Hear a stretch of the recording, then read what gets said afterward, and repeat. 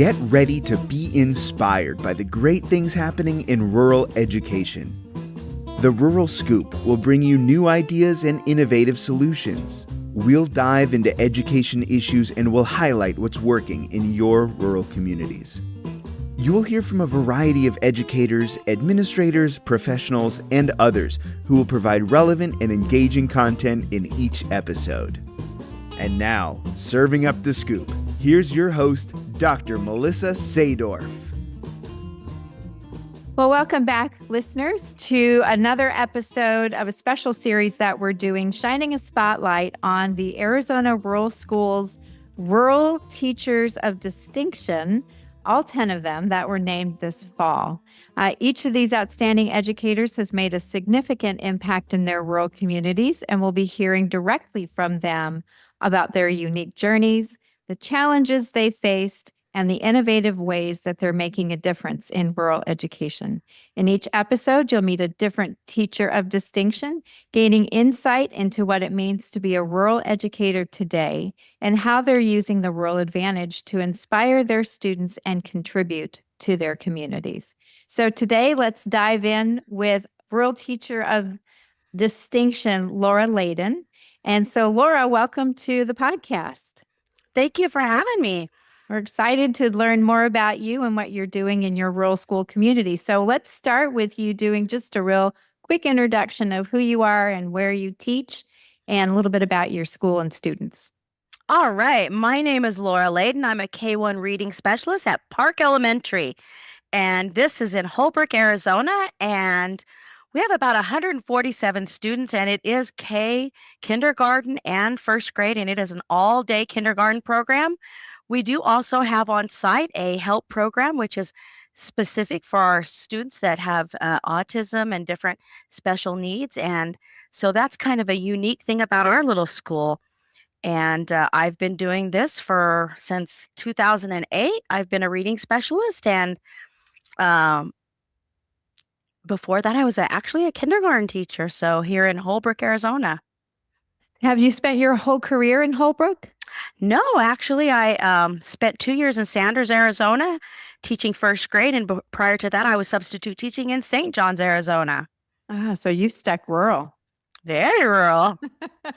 So describe your journey to becoming a teacher. Obviously, you've had a couple of districts that you've worked in besides Holbrook. But when did you realize that you wanted to become an educator, and what did that look like for you? So it's actually kind of interesting. My senior year in high school, I taught with a group of fifth grade girls. I was a cadet teacher at my senior year. And these girls needed some academic and social support. And I really thought I wanted to be a school counselor, but I dedicated myself to teaching, to this teaching program my senior year in high school. And interestingly enough, my mom's father was a teacher also during the Depression. And so my grandfather, he actually taught in one-room schoolrooms in Indiana. And while I attended University of Evansville, I focused my undergraduate studies in elementary education. And this program that I was in actually got us out into the classrooms immediately. My Ed 101 professor, she felt really, she had a passion that we needed to get out there into the classrooms because she's like, you might not know if this is really your journey to be a teacher. And so from day one, that first semester in college, I was in the classrooms. And so I just couldn't get a teaching job right out of college in 1991. And so I did lots of paraprofessional. I substitute taught. I even did an AmeriCorps program in Kentucky when we had the Kentucky Education Reform Act with President Clinton, and he wanted to make sure all students had an opportunity to be tutored in reading if they couldn't read. And so this AmeriCorps program helped me to get my loans paid off and later helped me to get into my courses that I need in Arizona because I decided eventually we were going to become teachers in Arizona. And I got our fingerprint clearance cards. I got us Arizona certified, and my husband and I ended up moving to St. John's, Arizona. We moved our two children in, and that was our first rural experience in Arizona. Fantastic. Well, you've had some decisions to make around where you taught, and obviously you've stuck rural. So What's great about teaching in a rural community? Why did you stay rural when you probably had some urban or suburban options to consider? Yeah, it's very interesting. I feel like the rural setting found me. I grew up in rural Indiana, and my first teaching job was truly in a very rural setting in Sanders, Arizona. And I was living in St. John's at the time, and I um, I found out that they would pay $100 a day to substitute teach in Sanders. And when they found out I was Arizona certified, they were like, "Could you come back for an interview?" And I was like, "You bet, I'll." So I came back, we interviewed, and school actually started in 5 days. And they were like, would you be interested in a job? And I was like, absolutely. And with that experience that I had in the field, I was actually ready to become a teacher. And so um, I wanted to be in the classroom so desperately that I was like, I'm ready. I can do this. So what was even more rural than St. John's, because I'd subbed in there, was Sanders. Sanders, Arizona was out literally out in the middle of nowhere. But it was really interesting because my husband's uh, dad, his sister actually worked for the Spurlock Ranchers. And so I felt like I had a connection, even though I didn't grow up in this area. And my husband was born in Holbrook. So I've always taught in a rural setting. And so even though my student teaching was in a large elementary school setting, I've taught in rural. And I don't know, even my children have gone to rural. When we were in Kentucky, Ohio County, uh, was our first place that our children went to school. I mean, Beaver Dam, Kentucky, how much more rural can you get than that? But something that I think I love about it is when you go to like the dollar store or something, a student says, "Hey, do you remember me?"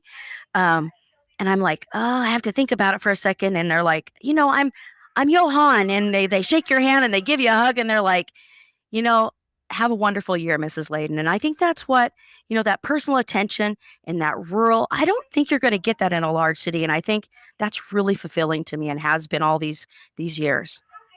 So those are some of the good things, obviously, knowing your students, having them get a chance to connect with you even out of the classroom or after you've had them for the year. Um, but teaching in a rural setting really does have some unique challenges. Absolutely. What are some of the challenges that you have encountered as a rural teacher, and what have you done to solve them? Well, I had a challenge yesterday. We have students that come from so far away. They're on the bus for a really long time.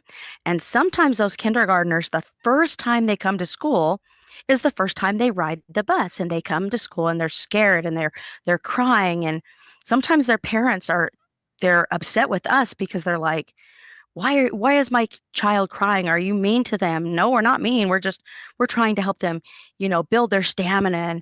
And I think it's scary for them, and they do get upset. And that's the reality of rural. They might not be able to afford to bring them to school that day, or that first time, meet your teacher. And that is, I've seen that for many years. You just you have to have patience with the parents, and you have to help the parents realize that we're just helping them build their stamina. And that's just one little tiny thing. And patience, I would have to say over and over, you have to have patience, meet them where they are, don't escalate the situation. And I think our school's been pretty accommodating. I have bus duty every morning, and I radio in, "Hey, we've got this bus that's running a little bit late. We need to make sure they have breakfast because, even if they don't, they've got to have breakfast, or they're not going to be able to learn." So that's just one small thing. We just have to meet them where they are. Yeah, that's a good point. You mentioned that you do bus duty, and I'm sure that's probably not the only thing you do, because we know that people that work in rural schools often wear a lot of hats, the many hat syndrome. What else do you do besides teach in the classroom and do bus duty? What else do you do? Um, I actually mentor other teachers, and while this is very fulfilling, it sometimes can be discouraging. I've had so many teachers that I've mentored and given my all to help them understand our curriculum and our programs in our district, and then they decide, oh, I don't really think I like this. Teaching's really hard. And our district will actually will assess a fine if you break your contract, which I think is totally fair. And it was not, we were 9 weeks in, and a student and the little teacher, she decided, yeah, I'm going to have my parents pay the $2,500. And I ended up back in the classroom. So I wasn't a reading specialist for that year, but that's just one thing I mentor.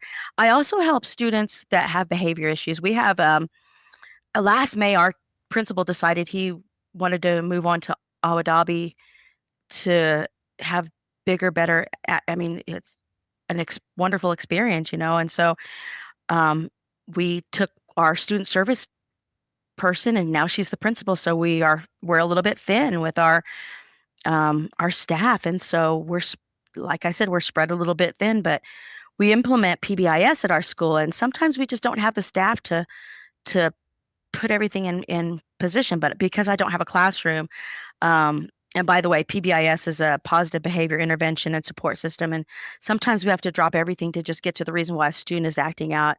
And I try to help where I can. And so that's one thing I do. And also I was a coach's wife for 33 years. And so, my husband coached baseball, basketball, track, soccer, and St. John's, Holbrook, Winslow, Joseph City. And I'd help with fundraisers and, all those type of things. And I'm also a grandmother. I have 8 grandchildren, and my 2 children are grown, but uh, that's also, a hat that I wear. A mom, a grandma. Now, a word from our sponsors. So, Laura, you mentioned those many hats that you wore. And so there's a lot that's going on there. But I'm sure that even though it's busy, there are things that just kind of stand out in terms of the things that have been successful for you in your teaching career. What's an aha moment or something that you're really proud of in your journey as a teacher? Share it with us. I would have to say one of the things for me is I have had many great leaders and educators while serving and teaching in these rural areas. And I think rubbing shoulders with those great people, especially like right here in Holbrook, Arizona, they've taught my children, I've taught their children. And I feel like I've worked with some of the brightest people at Park Elementary. And uh, when a senior in high school seeks me out in May and says, thank you for being my teacher, and that, I'm a kindergarten person and they're seniors in high school, uh, that, and they give me a graduation announcement, that gives me uh, just really gives me great, like, satisfaction. And, sometimes it's little things too, like when a student gets off the bus and they're like, I have a cookie for you, Mrs. Layden. And I go back to my classroom and there's a squashed oatmeal Debbie cake that's on my desk. I'm like, okay, that's true. 100% genuine care. But in all honesty too, I feel really lucky that I was given an opportunity to be a reading specialist in kindergarten. Our superintendent reached out to us, Dr. Robbie Corbridge, and asked me in 2007 if I would, you know, work with small children because we saw those big gaps. And we do see kids, 50-60% kids come in that don't have the skills. Knowing your letters and knowing your sounds is a 4-year-old skill, and they just come with these big gaps. And our Park Elementary, with the staff and with the programs that we have in place, we actually help them meet those gains, and we see big improvements. We see them hit those benchmarks in kindergarten and first grade and even beyond. And I think that's a real big accomplishment that I can say good job to the people that I work with, because I definitely don't do it by myself. Yeah, that's fantastic. And what a great opportunity to ensure that you're having an impact on students' lives as they move forward through your system. So there's a lot of challenges that not just you as a teacher face, but that teachers across the state or even across the country face right now. What, in your opinion, is the greatest challenge that faces rural teachers right now? And if you could, how would you solve it? I thought a lot about this because you've asked this a couple of times to me, But I would say the greatest challenge is keeping and retaining highly qualified teachers.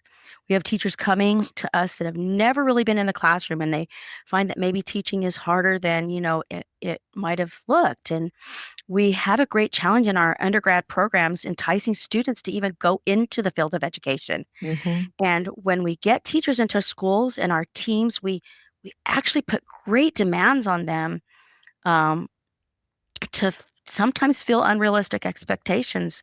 I've talked about this too, getting that literacy endorsement by 2025 for all K-5 teachers. Um, you know, we make teachers take tests after they've completed all the tests we've asked them to take in the first place. I mean, let's be real. Lots of people can pass tests, but can they also teach children? And it's also hard to make a living on one teacher's salary. My son is finding this out. When my husband and I were both teaching, we made a great living. But when it was just one person teaching, it was difficult. When we moved to St. John's, Arizona, he was making around $21,000 as a teacher. And I had to take every sub job I could get. And there was also the issue of affordable health care. And I would say a solution to like the affordable health care would be rural schools maybe consolidate together and all buy into like the same health care and help families save on healthcare costs. Like, like I've thought about like the state employees of Arizona, police officers, county employees, et cetera, like a rural Arizona consortium of healthcare. I mean, obviously, this is just an idea I have. All superintendents maybe get on the same page to reduce this cost. I don't know if that's a reality, but it's just something I have considered. And one other thing I thought about is Arizona Department of Education needs to make getting certified in Arizona just a bit easier. My son graduated from Grand Canyon University with his master's degree in ed leadership. He passed his PE test for high school, paid his fee for Arizona certification in August. And then the Arizona Department of Education has no record of him paying for his Arizona certification. Mhm. So now he has to start the process all over again. And so he's really discouraged and he's not sure, that this is even the route he wants to take. So I I mean, those are some things that, is when we had a place in Flagstaff that we could actually walk our certification through. That was really nice to talk to a real person and speak to somebody. Now it's in Phoenix and it's really difficult for people in rural Arizona to get down there and make an appointment and talk to somebody. And then the one last thing, I think we should bring cadet teaching back. Let seniors in high school do a program where they go back to their elementary schools to see that they might be interested in teaching. And maybe that might help us get more people interested in education, and especially in rural education. Yeah. Good solutions. Thank you for sharing those. So, speaking of those early educators or those aspiring educators, what would you tell future rural teachers who may be looking out in the rural areas for a teaching job? Don't rule out rural education. There are opportunities to grow in Title I schools. Some Title I schools even offer, after 3 to 5 years being an educator, they will help pay a percentage of your student loans. I live in rural Arizona because I chose to live here. I can always visit the valley and go to the city. I can afford to live in rural Arizona and I can invest in my community. Plant roots in rural Arizona and you will also grow. I absolutely agree with that 100%. So, Laura, this is my favorite question to ask people. Um, what does the term or the expression rural advantage mean to you? What opportunities that are unique to you do you have as a rural teacher? For me, as a teacher in rural Arizona, I have affordable living. I love the kids I teach in Holbrook, Arizona. I love the kids in Sanders, Arizona. I have a connection with them because I grew up in a rural setting. Plus, I have the petrified forest in my backyard. I mean, who else can say that? We have rich education opportunities around us because of our rural setting. I live close to the White Mountains, the reservation, and even the Grand Canyon. I am beyond blessed with the rural advantage. There have been so many great educational opportunities for me and my own immediate family because of the rural advantage. That's a great answer. So, Laura, is there anything that we didn't cover that you'd like our listeners to know?